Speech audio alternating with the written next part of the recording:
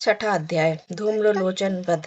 ऋषि बोले, देवी जी का इस प्रकार वचन सुनकर दूत क्रोध से लाल होकर लौट गया और फिर दैत्यराज को विस्तार के साथ सभी बातें सुना दी। दूत के वचन सुनते ही दैत्यराज क्रोध से भर गया।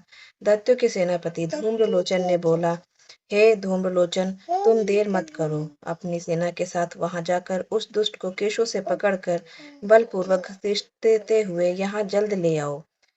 उसकी रक्षार्थ यदि कोई भी वहां दूसरा उपस्थित हो, चाहे वह देवता हो, यक्ष, गौर, गंधर्व कोई भी हो, उसे मार डालो। ऋषि बोले।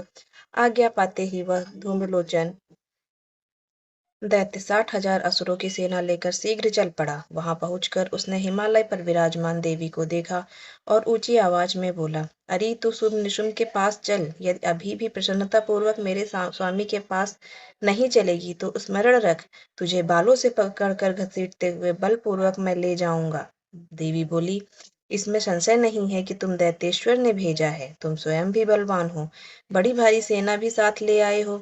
इस प्रकार की दशा में मुझे बलपूर्वक ले जाओ तो मैं तुम्हारा क्या कर सकती हूँ। ऋषि बोले। जब इस प्रकार का उसे उत्तर मिला तो धूम्रलोचन असुर देवी की ओर दौड़ा।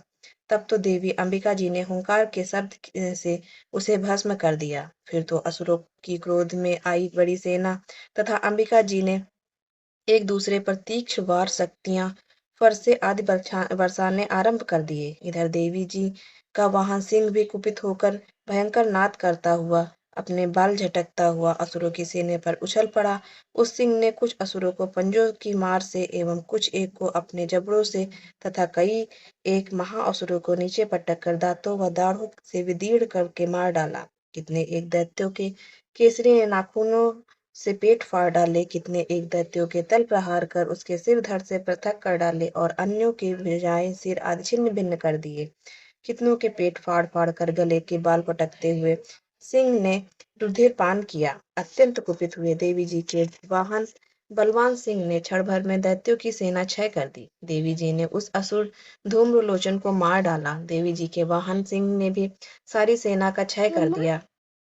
शुंभ ने जब यह सुना तो उसे क्रोध का पारा चढ़ गया और उसके होठ कांपने लगे। छठ शुंभ ने चंड तथा मुंड दोनों दैत्यों को आज्ञा दी, हे चंड तथा मुंड, तुम दोनों बड़ी भारी सेना लेकर वहां जाओ, उसे जल्दी से जल्दी लाओ। उसे सेना लेकर खींच कर या बांध कर ले आओ।